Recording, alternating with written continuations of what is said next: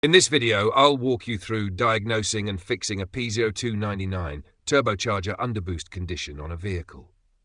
The customer brought the car in with the check engine light on. I started by connecting a scan tool which confirmed the P0299 error code. First, I performed a visual inspection of the air intake system and the positive crankcase ventilation PCV hose, but didn't find any obvious faults.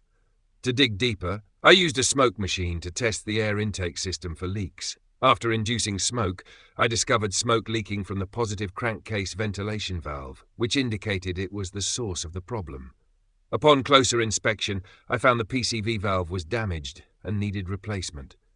To fix the issue, I replaced the faulty PCV valve, cleared the error codes, and performed a road test.